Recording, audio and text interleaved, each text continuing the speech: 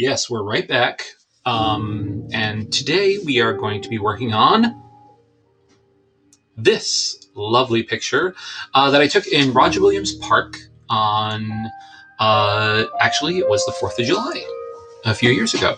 And so what we're going to do is we are going to be playing around with watercolor washes today. And we've got some classical music just randomly playing in the background. Fortunately, I was asked a couple of weeks ago, and I'm still figuring out the whole system here and how this all works. A couple of weeks ago, we were trying to make sure that the picture that we were doing showed and that we were able to, kind of follow along with.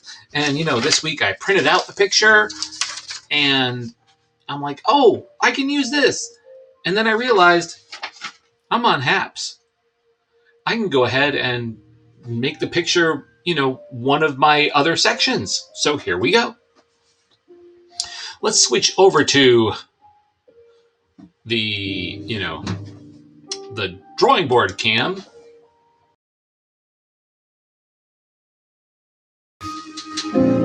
Hey, there we go, everybody. So, good morning, good afternoon, good evening, wherever you are. Hola, Marge. It's so good to see you. This week, I'm breaking out the big guns. I am using my brush cleaning tub, and all my brushes are ready to go, and it's all my large brushes. Why is it all my large brushes? Well, because I'm doing washes. So, I've got my photograph that I'm going to be working off of, and if you have other ones that you want to do, that's absolutely fine.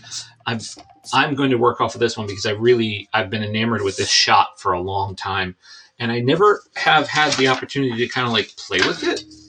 I'm going to grab my H pencil. I am using a Derwent graphic today. Hashtag Derwent. So what I'm going to do is I'm going to kind of like block out the large sections of foliage that I have. And remember, this is organic, so it doesn't have to be, accurate by any means. It has to be somewhat accurate so that you know what you're doing.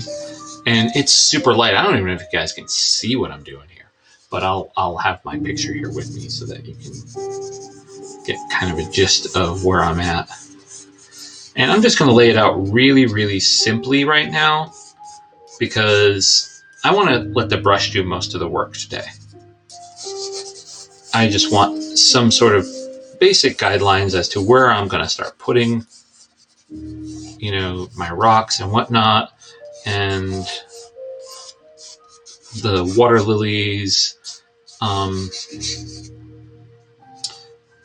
these beautiful, beautiful, beautiful evergreen. Is there like a Japanese evergreen in that section of the park? And it's actually a section that was closed for a while. It was Japanese garden out there, and it's absolutely gorgeous. So, cue dramatic music. Didn't think that was going to be happening. So, I'm just kind of like sketching it in, and it's really, really super rough. So I'll throw a close-up on here, and you guys can see how rough it is. Yeah, look at that. Really super light, super rough. Just scribbles, really, but it gives me a small guideline as to where I'm going to be putting stuff. So it does not have to be detailed at all. We're gonna wait, and we're gonna do the details. One of the things that I want to make sure that is understood tonight is this is part 1 of 2. It takes a while to work on acrylic wash, and so we're going to kind of like start it up tonight and really get it moving. I like watching it on Sunday nights too, but I don't get to watch. So I'm going to be working on the washes and playing around with stuff tonight and getting it started. I will say that we are taking next week off. Next week is Easter, so a lot of people are, they're enjoying a holiday that they would have, and I don't want to interrupt that with this So I think what I'm going to do is I might just throw a link in for a tutorial or something that you guys can watch if you have me and want to, because I've got plenty of tutorials already pre-recorded. Hello, Molly, you're back! Yay!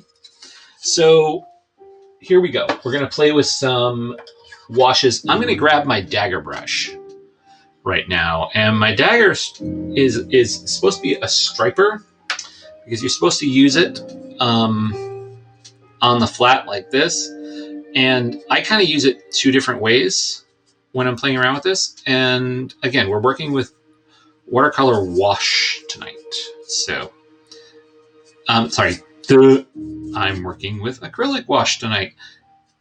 This is what happens when you work with watercolors so much that you just kind of like get used to saying watercolor wash. And why acrylics instead of watercolors? Well, it's really simple, actually. Part of what I like about the acrylic wash is that it's acrylic. So it's liquid plastic, basically, and it's going to dry for us. And it won't reconstitute like an acrylic, like a watercolor wash will. And that's sort of the advantage of the acrylic wash, is that you're going to be able to just build and build and build and build and build nonstop on top of this thing. And you still get that translucent kind of effect that is really valuable in the watercolor washes. And so I treat it almost like watercolor when I'm working with it. The thing is, once I start getting into the detail, things get a lot more solid. And, you know, then I can really play with some lovely, lovely fun stuff here when I'm working on it. So just so that you know, we are broadcasting tonight from Haps TV, which is a really interesting app. I'm having a lot of fun with it because it allows me to cross broadcast. So you may be watching on Facebook. You might be watching on YouTube tonight. You could even be watching on Twitter or Twitch, because I didn't want to leave the TW platforms out of this. And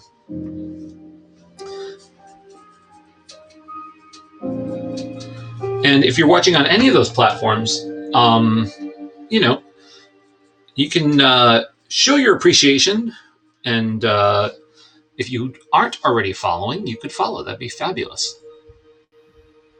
You're watching from a barn this evening. Oh, hello from Albany. Mr. Nick Dubois is with us tonight. Nick is a fabulous artist in his own right and really good friend for years and years and years. It's been, oh my gosh, it's been forever friends with Nick, and not in a bad way. So Nick's hanging out with us from Albany, and it looks like he has started a Haps channel, which is fabulous. Or at least he's signed into Haps to see what we're doing. Yeah, it does cover all the bases. It's really, so far I'm liking it. There's a couple little glitches because it's in beta right now. So not a lot of people are using it, but there's another one called Periscope, which is actually shutting down, oddly enough. So thank you so much, Molly. Namaste to you as well. Thank you. I appreciate that a lot. That's fantastic. Thank you. With acrylic wash, it's really funny because I think your picture is a lot more yellow than mine is right now. With the acrylic wash, I'm going to, like I said, I'm going to build my colors, but I can, while they're still wet, I can go ahead and I can throw in these things. With the dagger brush, what I like is that I can get that line that I get in watercolor up here. I love getting that kind of like line at the edge.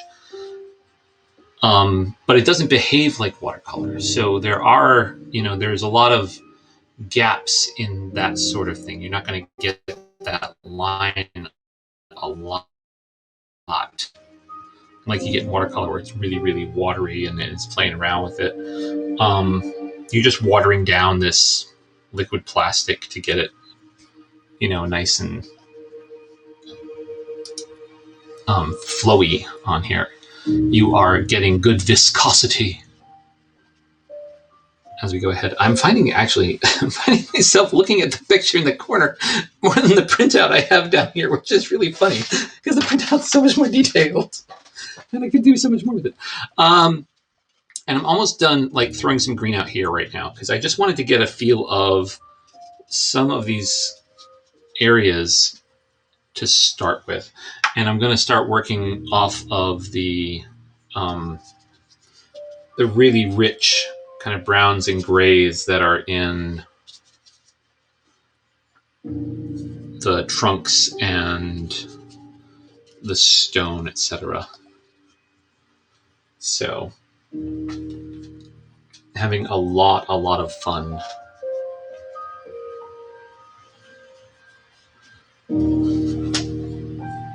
with what the possibilities are with, again, this photograph. I like to use reference photos that are mine, and I think that's always a good decision because you don't have to worry about like, oh my gosh, do I have the permission of that artist to use this, blah, blah, blah, blah, blah. And there's a lot of times when you're like, oh, I just don't have a reference for that, but this one is. There's a lot of nice services out there where you can purchase a license to use somebody else's artwork, and it supports the artist. So I would always encourage somebody to look for those services for their stuff rather than just kind of like ripping it off of Google. It does help the artist out who generated that in the first place. Now, for this next one, it's going to look a little bit weird. What I'm going to do is I'm actually going to create, with using my burnt sienna, I'm going to go ahead and I'm going to create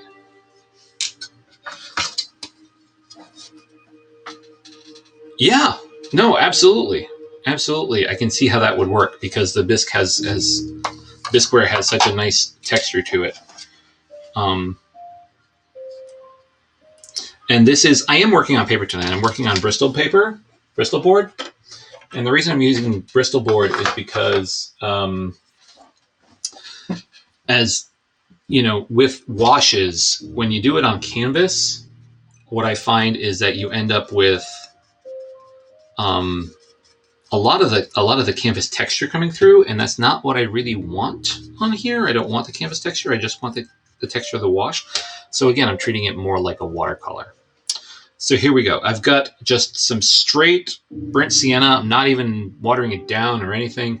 And I'm actually going to go ahead and I'm going to fill in the whole area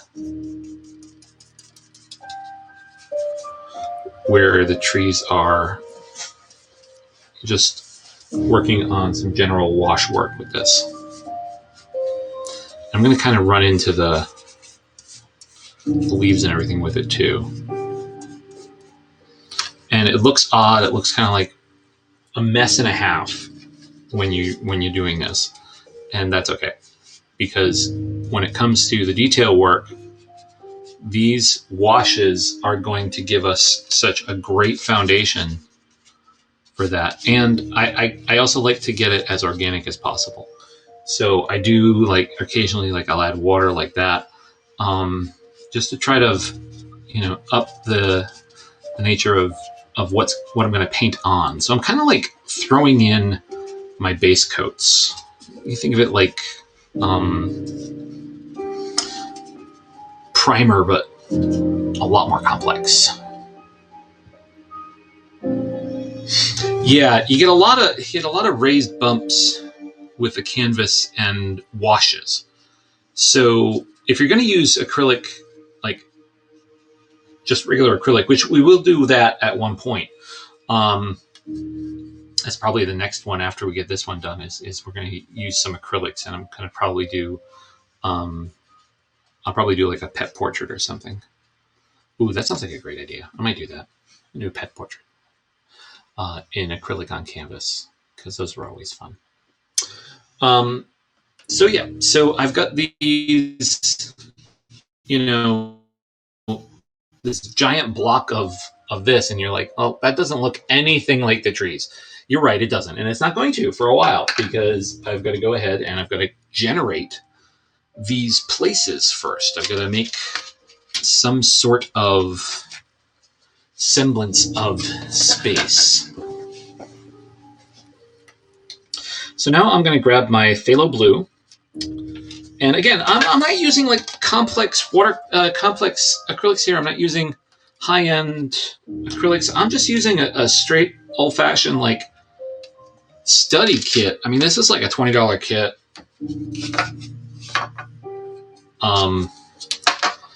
And it's a learning kit. So I'm not doing anything like really big with this. And the reason why is because I'm watering it down so much, I don't need the pigmentation that I'd be getting off of the full throttle kit, we'll say. That big, the really like super nice, very expensive acrylics that I use when I'm doing my pro work, which I actually, when we do the big regular acrylics, I am going to use the professional things. Yasmin, hi, how are you? Where are you coming in from? Thank you so much. I'm glad you're enjoying it. Where are you watching from today?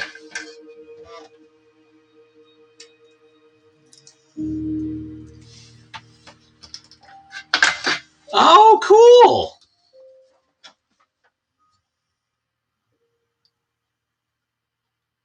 Oh, you're so welcome. You're so welcome. I'm sorry to hear that your pet, that, but it is of course wonderful to have that memory of them there, and you're able to, artistically express it out. That's, fantastic. I have, one of my friends, one of my fur children passed away this year, in December. He was 14. It was a Shih Tzu. St. Petersburg, Florida. Cool. You guys have the Dali Museum down there. I'm so jealous. I love Dali. Aw. You know what? That sort of catharsis is so necessary. Sometimes we have to do that. And I think you all know as well as I do that art is just a great way to do that. It gets us to really get a little bit in touch with things that we don't want to. So with the rocks, not that I want to digress too much into here, I'm going to go ahead and I am going to use a little bit more water on those and allow that to bleed in.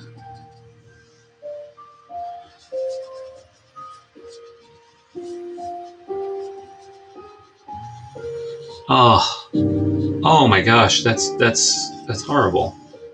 I can't think of Jack Russell without thinking of Eddie on Frasier.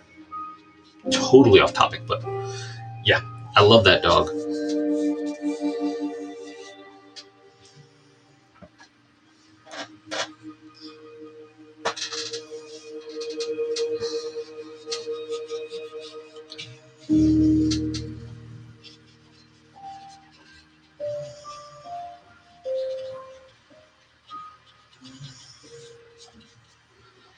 Now, some of the good part about this is that you don't really have to like follow it perfectly right now when you're doing the washes. You're really more throwing in the base tones, giving yourself a direction in which to flow with this stuff. And you'll notice I get a really nice gray off of the phthalo blue, burnt sienna, and a little bit of white. And we'll be using that gray again in the trees because it's just such a really nice, rich combination. One of the things I like to do is I like to make my blacks. And the reason why I like to make the black is because I can control the coloration of the black. Which might sound a little weird, but the truth of the matter is that when you're dealing with black as a color, you know, true blacks are great for certain things, but I find that I'm more frequently wanting to make something that has a little bit of blue, a little bit of brown. There's a couple ways to make black. One of them is the blue and brown combination that we're using here. Another one is theta saline green and alizarin crimson, and that gives you a really nice brown sort of black. So it becomes a really rich and fun thing to do. I'm going to hit a really watery, really super watery version of this gray over here. And I know you can see a lot of yellow and stuff in the actual picture, but they're all, I don't know if you guys can see this close up, but it's all super detailed. It's all like, growth on top of the pond, and it would just be devastating to try to get that all put together there like that. So we're going to let it dry for just a couple minutes. And I'm going to sort of reset here a little bit because I want to make sure that I've got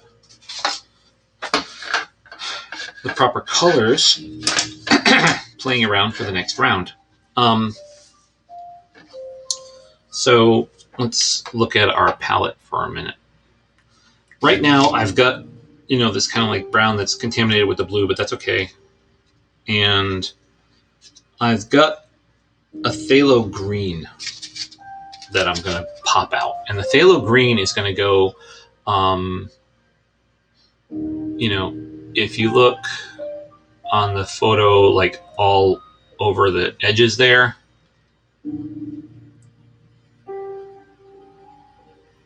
oh my gosh, 23. Yeah, I can see why you would think she was going to live till she was 50. That's remarkable for a cat. I don't have to tell you that. That's just like, wow. My sister had a cat that lasted till 21, and she just had to put her down because she was, there was just too many things that cat was fighting at the end, and the kidneys started to go, and so that's usually, unfortunately, the end of things. They're cats are queens of wherever they are. There's no question in my mind that cats actually just rule the world, and we are here for their entertainment and an easier food source than hunting. That's all we're good for. We provide things for them to knock off tables.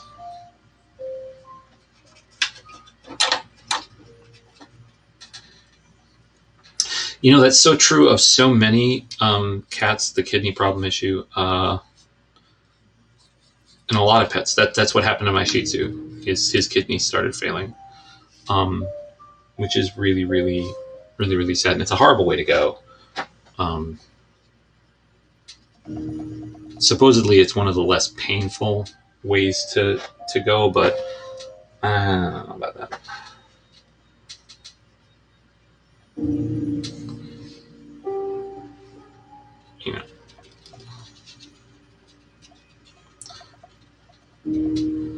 Again, I'm laying in foundations here for what's going to turn into detail at some point. I'm going to pull a couple of tricks too while I'm in here. That I kind of like to do.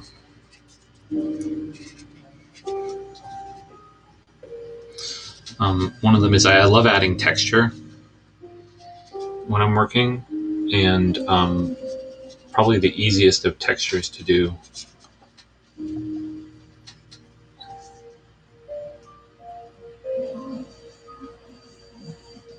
oh geez.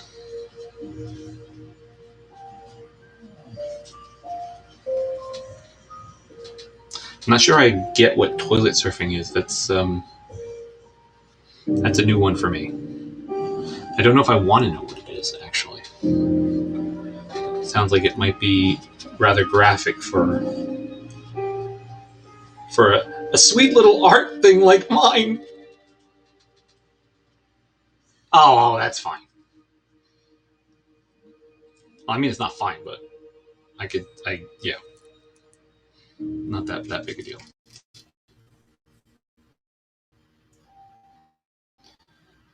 Oh, I've done worse. No, really, I haven't.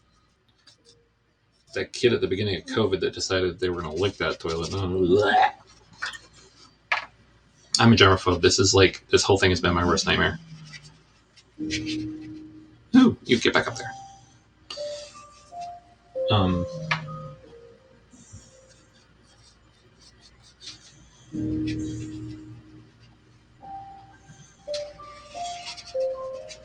My wife grew up in like a good old-fashioned Italian household where the food would stay out all day. And I sit there getting all skeeved out by it. And I know they all survived it all, but it's like, yeah, I'm a French Canadian. We're not good with that. Okay. I need a different palette because I'm gonna make a mess now. I'm gonna make a bit of a mess. So I'm gonna grab the cap to my watercolor water bottle here. And play around with that. So we've got 16 people look like they're watching right now. Hello. If you want to share out wherever it is that you are watching from, that would be fantastic. I'd love to know where everybody's from here. I'm in Little Rhodey, so it's it's 6:30 Eastern time. I'm always curious as to when people are watching and if they're enjoying it and how they fill their time, because there's just a lot of time going on here.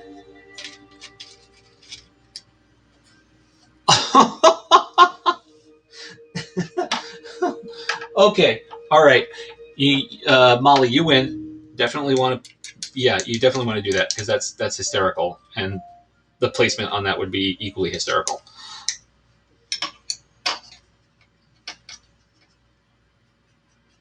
Equally hysterical. That's fantastic. I love it. Love it.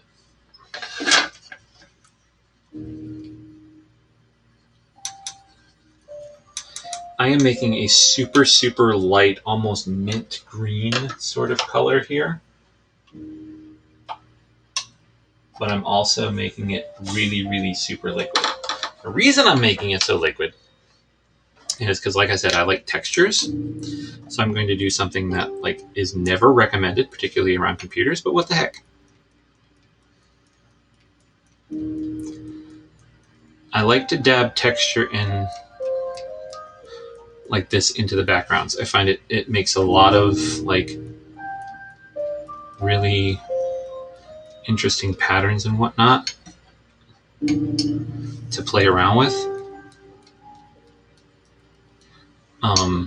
Right now this is starting to look like an abstract expressionist painting instead of a acrylic landscape, but that's okay.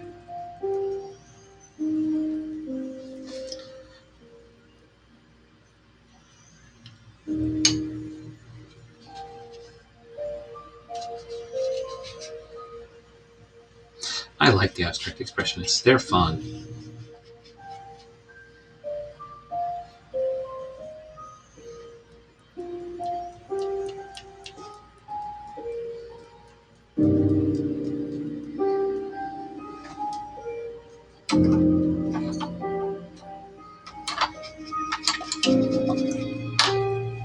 Oh gosh, there are lots of folks that don't know to wash their hands. It's really kind of disturbing most of the time. Where's my magic tool?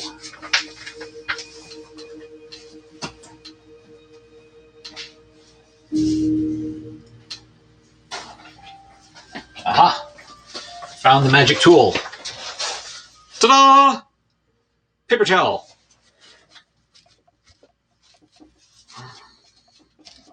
speaking of texture,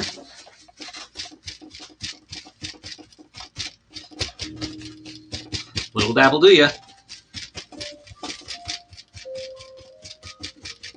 So this pulls up some of those dots and dashes, but also gives that, really cool texture flowing out there.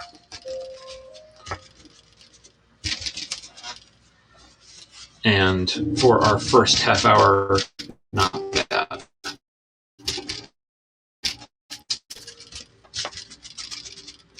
You can see sort of some of the stuff coming together,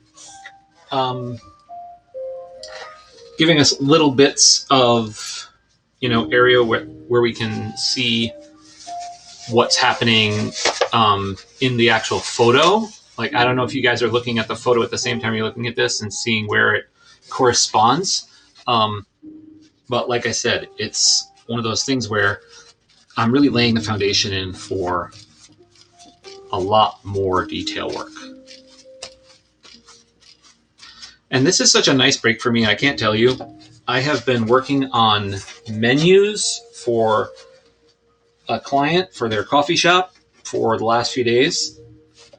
And I love this. I really enjoy like doing lettering, but I'm getting I needed a break from the math of that. So here we are tonight doing this, where I'm doing the exact, I cannot think of something further than sitting there measuring out letter sizes and font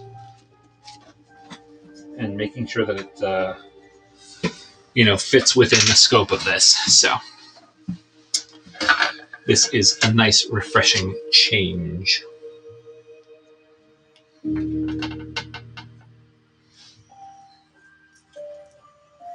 Alrighty, Reenie.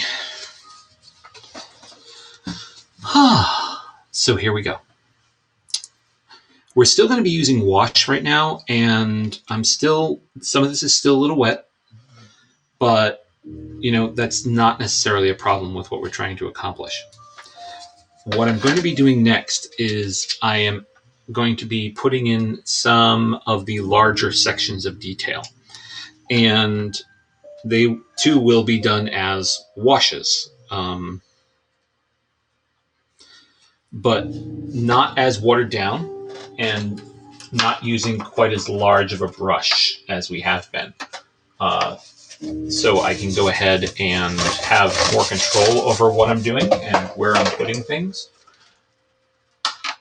I'm going to switch brushes right now. Let these dry out in my handy dandy tub. I love this thing. I can't tell you, that's like always one of the best investments that I've made is brush tubs. I've gone through quite a few of them in my time, but mostly because I lose them. Not because they wear out, because they don't. I just lose them.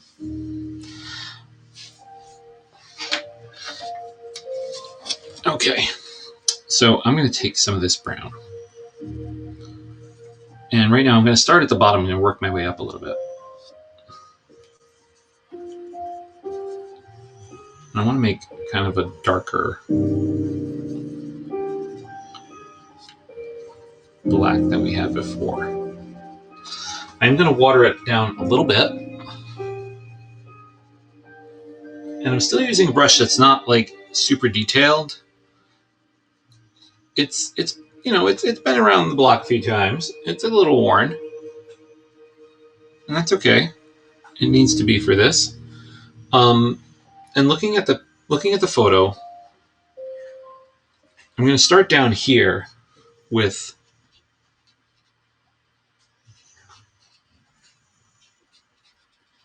this rock. And the reason I want to start with the rocks is because they are definitely defining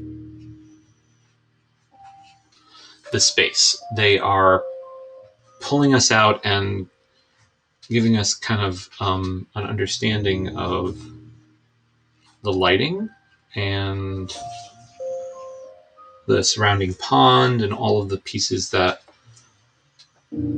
are out there.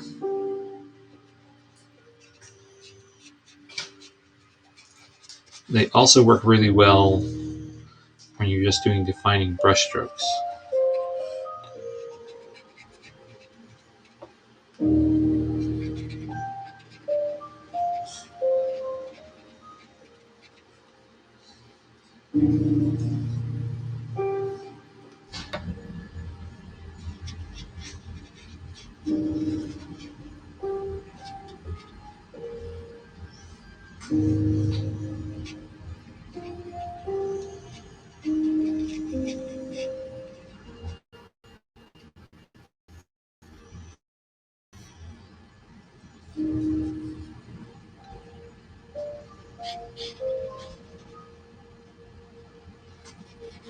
This particular stone over here is really interesting because the shadow fades up the stone. I grabbed a little bit of that kind of like mint green spatter because it's so watered down. Decided to use that for gradient of that rock.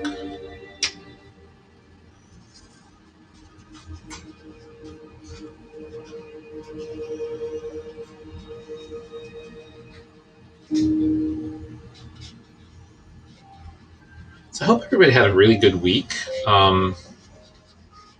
Like I said, I was very busy with a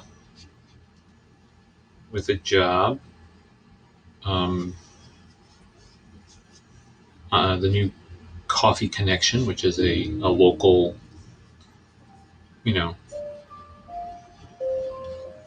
local small coffee shop. They just opened their 5th store, so it was really it was very nice to, pardon me, work with them again, and still working, still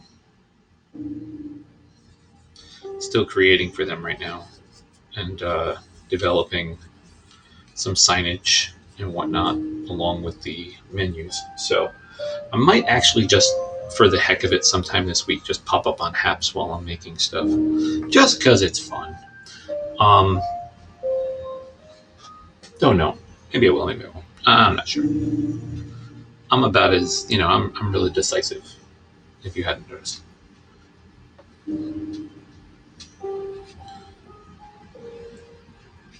That gray that I made is coming in really handy, that light gray, for these gradient tones on these rocks.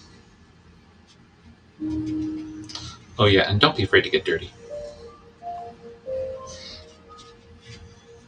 when you're doing any of this stuff. Just don't be afraid to get dirty.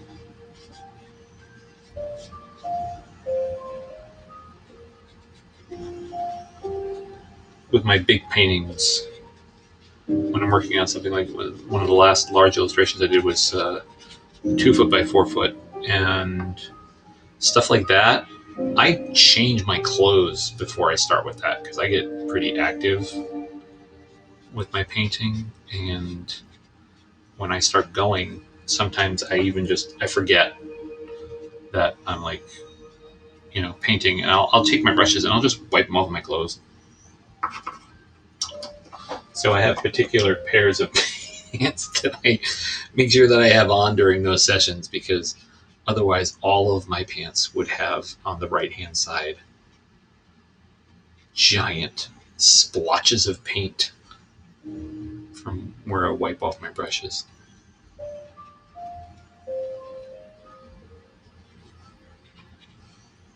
It's a bad habit, but I do it anyway.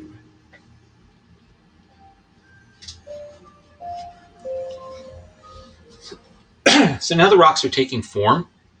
We're starting to see something come out of them that looks a little bit more like rocks. And, there's a lot of patterns in nature that really do well with wash work.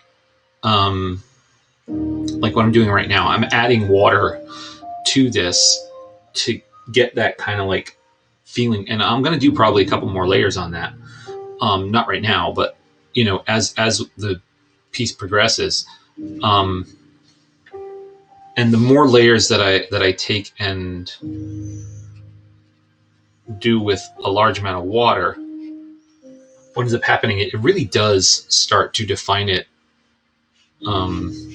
as a rough surface, and that's where I want to go. That's what I want to convey.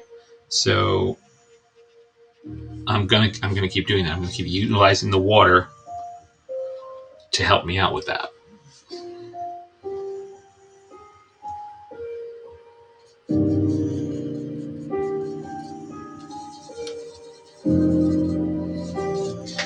So right now I'm gonna make another kind of like dark, but this time I'm gonna really kind of concentrate on the brown, dark brown. And I'm gonna try to paint the negative spaces in between the trees more than the trees themselves.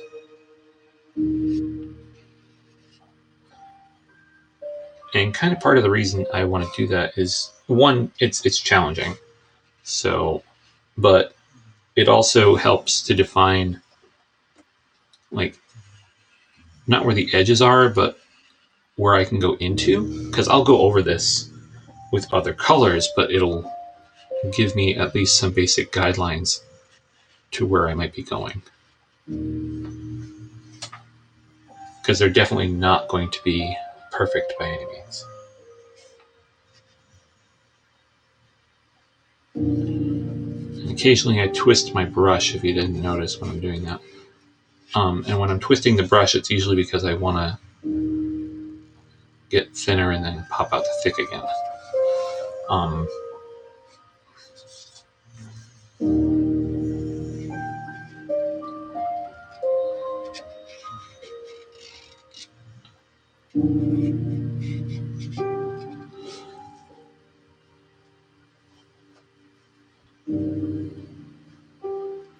Oh yeah, you have to with clay. In between, some of the times when you're playing around and you've got the dust on everything. I mean, when I'm doing woodworking, I get so covered in dust, particularly if I'm doing scenic work and I have to use stuff like hardboard or masonite. Is another common term for hardboard. I start using that stuff, and oh my gosh, the dust off of that. One, it's a carcinogen, so that's fun to start with. Secondly, it's really super fine and very, very messy.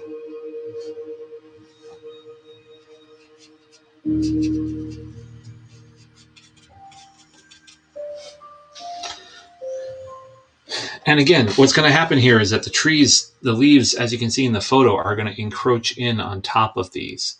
So I'm really kind of like, one of the things I love about doing paintings of trees is that when you're making a tree, for me, part of the thing that defines it so much is kind of where the gaps are, where you can see through it. That always intrigues me, and always just, for me, that makes it look alive. Like, you can make the broccoli looking trees all you want, but even if you're doing a little kid broccoli looking tree and you put in the occasional section where you can see through the tree into the light, makes all the difference.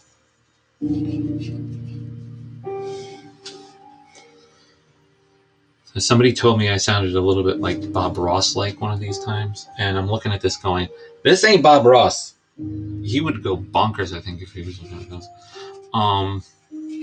Actually, he might just be totally chill with it. He probably would be totally chill with it.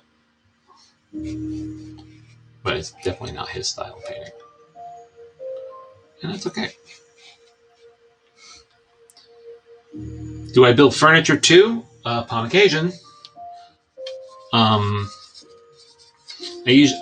I do, it's for for some sort of scenic purpose usually. So it's super reinforced and I need a chair that I can have an actor dance on and it won't move, that sort of thing. So I wouldn't say that, if you want a fine piece of furniture for your home, please don't ask me to do it, because it's not going to turn out right. I have to, when I build things normally, I build them so that they can last 3 months. And that's it.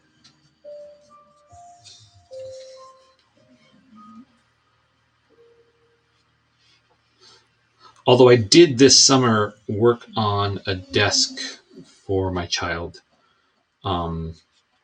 because we were looking at COVID and we're looking at, working from home and whatnot. And so I built it, and started to get cold. and we were unable to get it stained in time. So it's still out there. And once we get warmer weather, it'll be seeing some finish work going on it.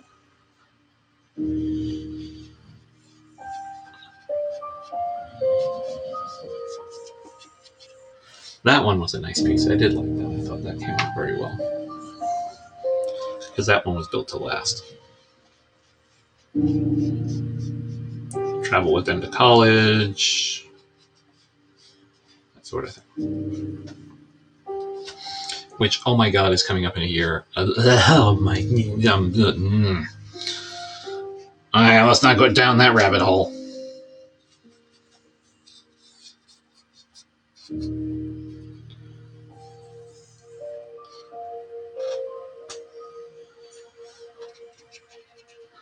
So speaking of rabbits, just because this is a fun little story,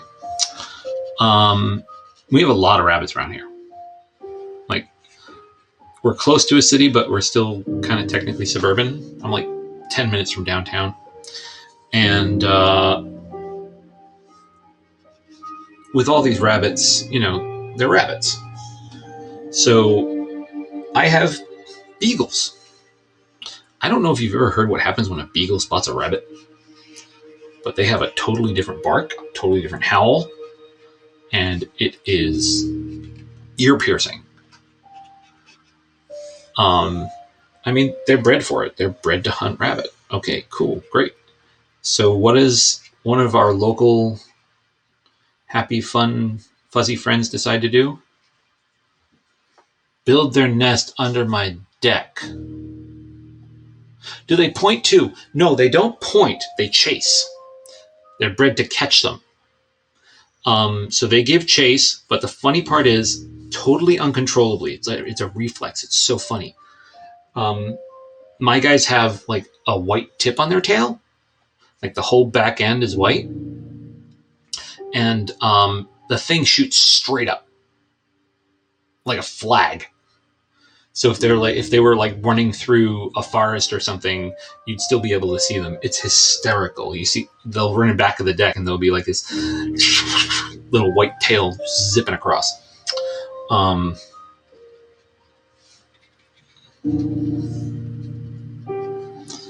One thing about this, I'm going to get back to the painting for just a second. One thing about the painting you want to watch out for, though, is oversaturation.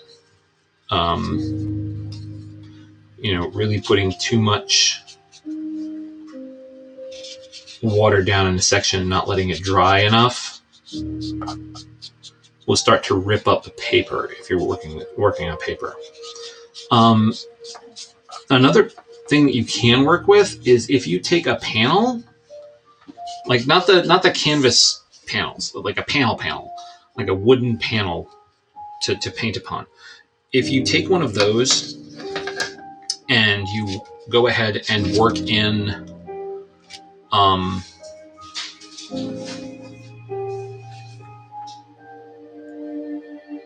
and if you gesso it.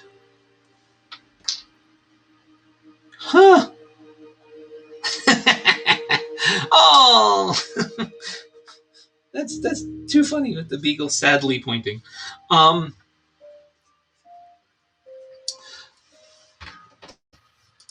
But back to the paper. I'm sorry, I get distracted there. I get distracted so easily. Can you tell I'm ADHD?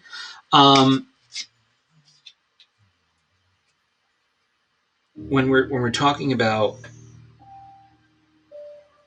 working on a panel, if you gesso the panel ahead of time, just put that texture of white on it.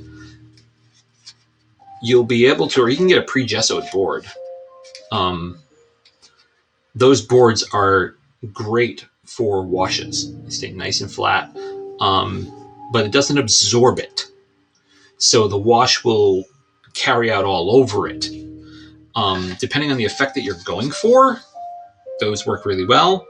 A lot of that trend of artists now that do drip and poured painting,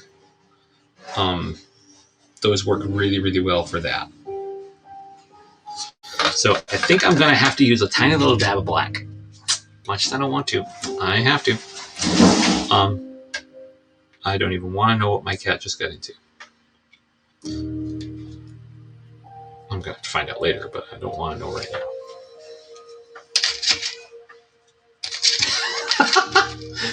Was that you, Princess? What are you doing over there? Causing trouble? So a tiny little bit of black in here will go a long way. One of the things about black is it is so overpowering that it's something you want to be very, very careful with when you're painting. You definitely don't want to overdo anything with a black, and you can see how much that just like takes over that area as soon as I throw it in there. See, that's even too saturated to handle it right now. But if I take that acrylic and I just water it down in its spot, that little tiny, I mean, I'm talking like a minuscule amount of black completely dominated the paint when I put it in there.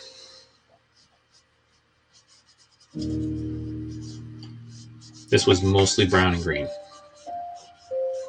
And that one little tiny touch of black just absolutely took over.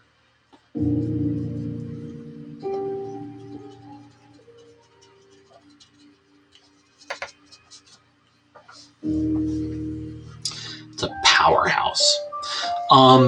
So, I mean, it's about that time for me to announce again. If you have not subscribed to me on whatever platform you are watching, and if you want to switch platforms at any given time or search me out on platforms, here's where you can find me. I am on YouTube. I am on Vimeo. I am on Facebook, Instagram, Twitter, Haps, and for some of you, if you received or are hanging around on Clubhouse, you can find me there too. So yeah, I'm kind of like social media butterfly, I guess, at this point, which sounds really weird to me, but whatever. If you would like to follow, subscribe, etc., I would really greatly appreciate it. The more of these things that I can do, the better. And I really love sharing tutorials with you all and would love to keep continuing. Not that I'm going to stop, but I really want to get as far a reach as I can get to people that are interested in making art. I think it's a wonderful thing. And even if they just like really just want to chill on a Sunday and listen to me drone on and watch me make art, they can even shut the volume off. Don't matter to me. If they just want to watch me paint.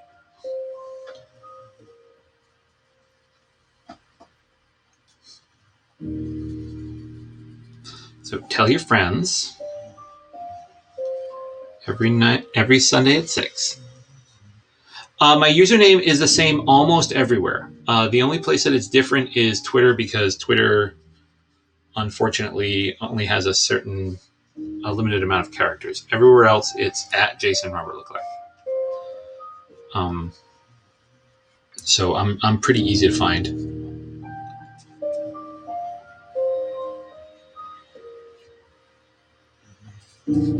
Sometimes there's a secondary site that I have, like Facebook and Instagram both have like sites that are for my art, but you can also just find the Instagram. My personal Instagram is getting more traffic now, so it's getting more and more of the artwork on there. And the other one is a sideline. Probably going to get shut down at some point. Migrate everybody over to the personal account. I've never really used social media socially. I've always used it for business and for sharing my artwork Not really for hanging out. But I do like hanging out with you guys and making that.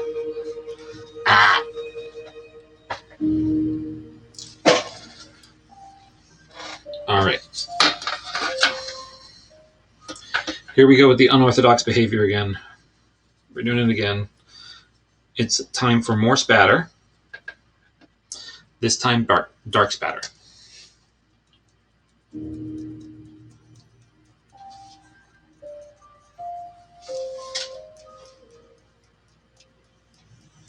From what I said about seeing like through the trees and whatnot, through the leaves, it's really, really important that these textures continue to get built up, because that's where a lot of the, when we hit details and whatnot, that's where a lot of the realism comes in, is seeing through to the textures. And the thing for me that's really, really important,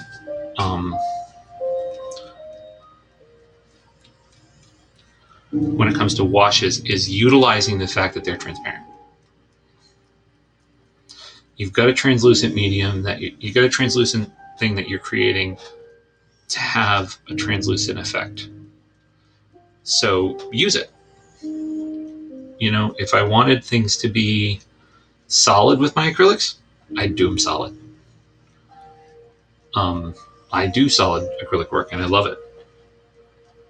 And this will have some solid acrylic once we get to the detail section.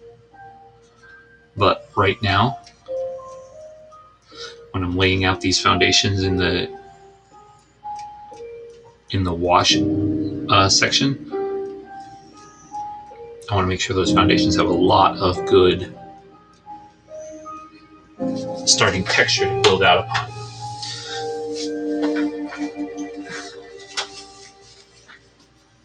All the cool kids are here.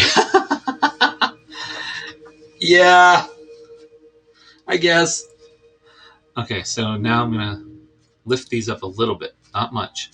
I want to leave almost an outline, like a shadow of where they were. If you let them dry a little bit, you end up with these really interesting kind of like rings around your painting that become a really fabulous texture. Now the caution I would give you, if that's a better word, the caution I would give you when spattering is that if you load up your paintbrush with too much spatter, you will blow out giant sections of spatter.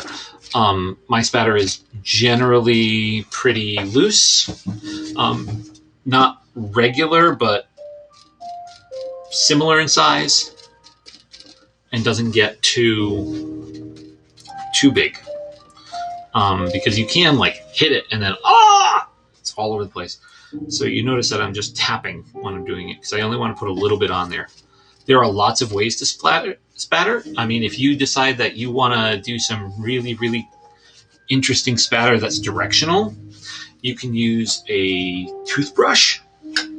Sounds weird, but if you take a toothbrush at the top and go like this and run your finger on the toothbrush, it shoots out sections for you.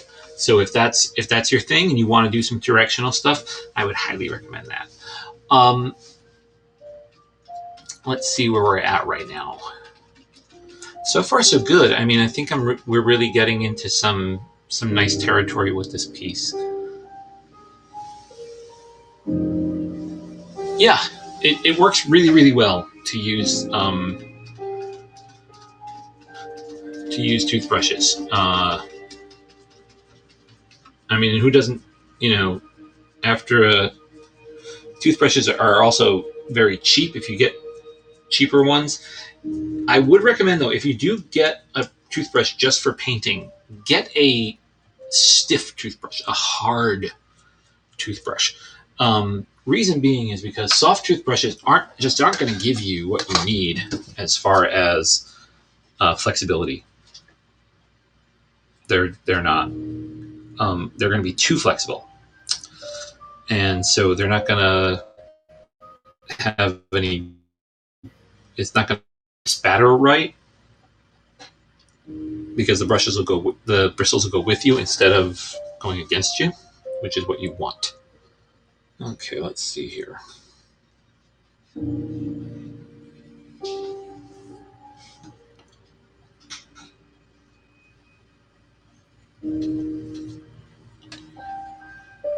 So I'm just grabbing my sienna, and I'm just going to go ahead and start throwing some stuff down here. And the washes are still a little wet, which is kind of what I was counting on. So I can play with them and I can push them around a little bit.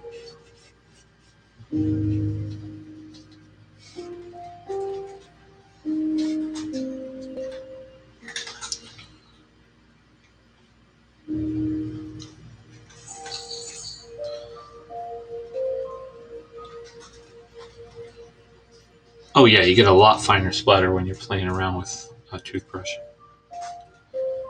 Especially, like I said, with a stiffer or harder bristle.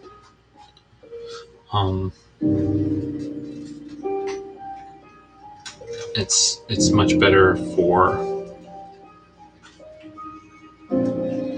creating that sort of look to it. And you also have to remember that I'm not working on a large piece here.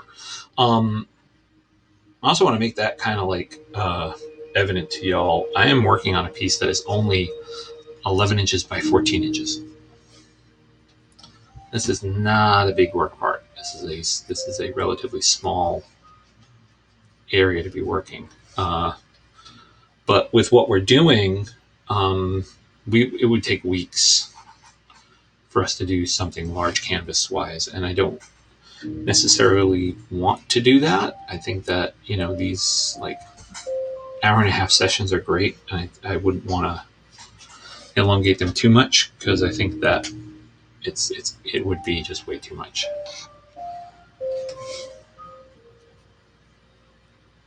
Do several episodes. This is the first time I'm trying to do just 2 of them, and I'm still wary about it.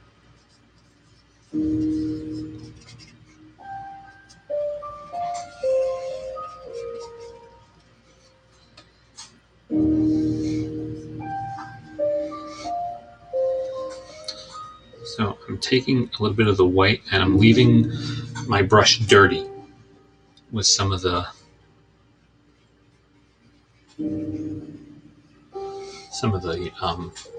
burnt sienna still on it. Because again, these branches and whatnot have texture. Make sure that we emphasize that texture. And I am using the white relatively straight out of tube sort of feeling to it. So it's a little thicker. But again, I'm not really doing details as much as I'm chunking out a highlight. Oh, too much.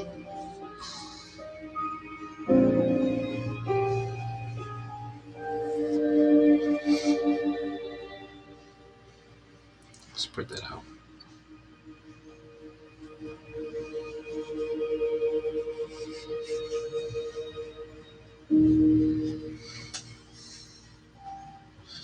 Spread the love around.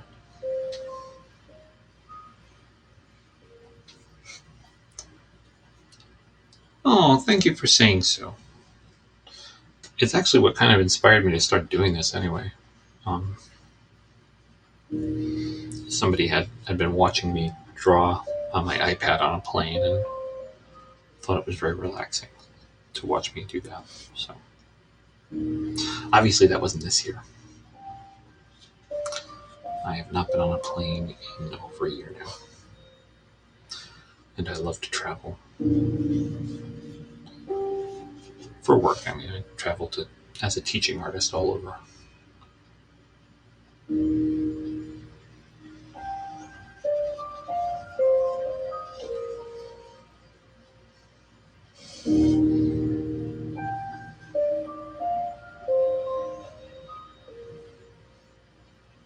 Now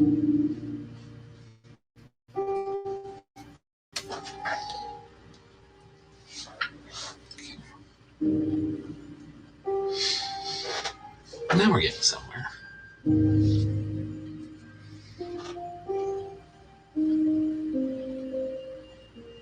Again, a lot of these things are really, really rough.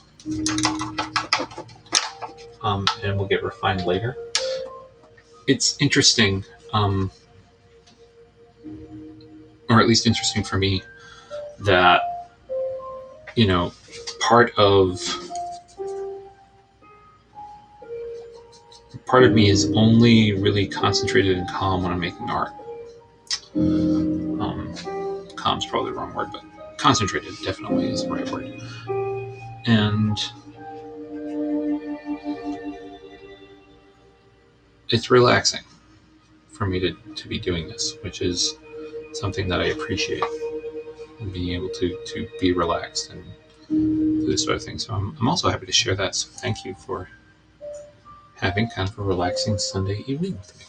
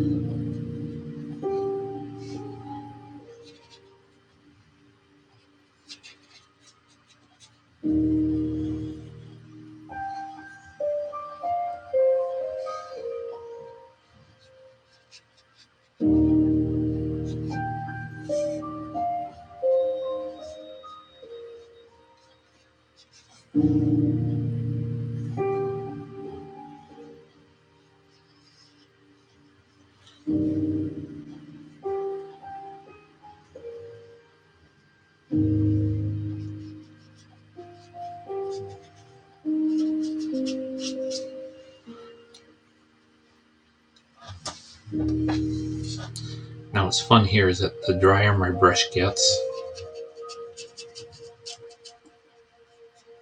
the more rocky the texture gets. But you can see how, and I'll zoom in on that part. You can see how the underpainting of all of the wash now is popping forward with the use of the white. I can get brush strokes in, and the brush strokes now mean something. They go ahead and they give us a language of texture just by kind of like scratching the surface. If I don't put a lot of paint on there, I get these nice little like dashes and scratches and things like that.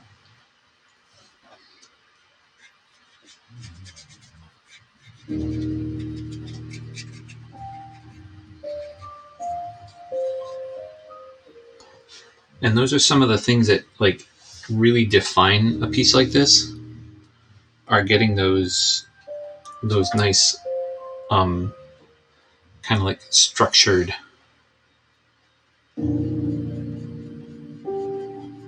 things that cause a texture.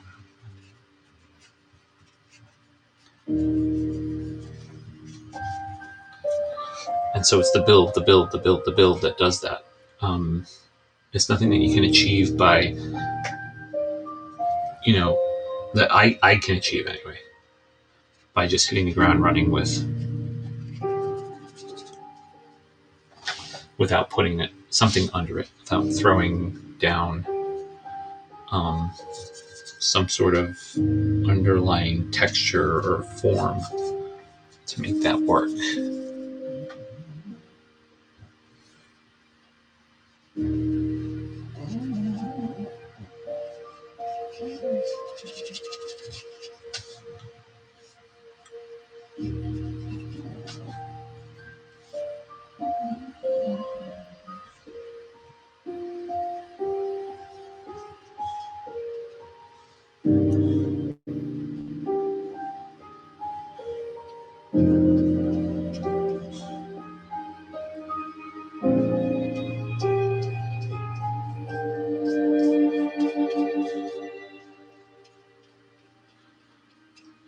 For those of you just tuning in,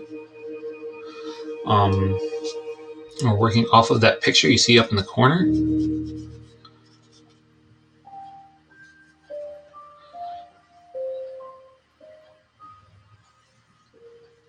Which is a picture of a park near me, Roger Williams Park, which is this really nice park in the middle of the city that has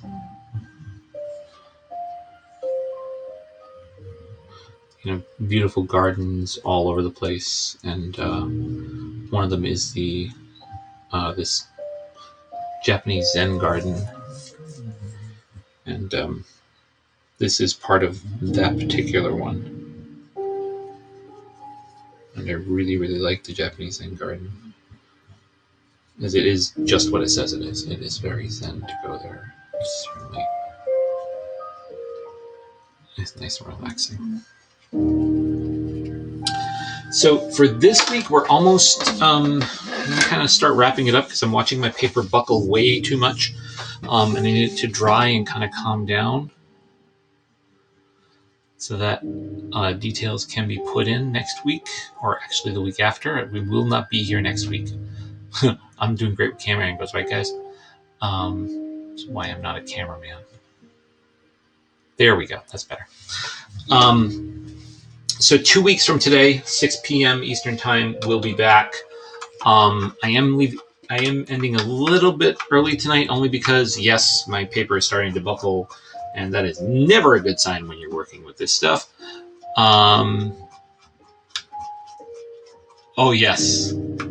Thank you very much. You are quite welcome, Molly. Thank you so much for attending. And for your award. That was very meaningful. Thank you. And I'm so glad that you found something out of last week's broadcast to really give you some catharsis. That was very meaningful as well. So giant hearts out to you. In our next broadcast, we will be working the details on this, and working with more straight acrylic with finer detailed brushes. But I'll still be showing you some kind of abstracted techniques to reach a realistic end goal. So, without further ado, thank you so much for attending. Remember, if you want to see more of my work, it's either on Instagram at Jason Robert LeClaire, or you can go to cartoonsandcreatures.com. That's my website. Or you can follow me on Facebook, follow The Art of Jason Robert LeClaire. Or if you're really interested in looking at something a bit different from the painting, you can go to Jason Robert LeClaire Theatrical Design, and you'll see a lot of my fun stuff over there. We'll see you in 2 weeks. Enjoy, for those of you that observe the holiday, enjoy the holiday next Sunday, and we'll see you again 2 weeks from tonight. So stay safe, stay healthy, and as always, make art.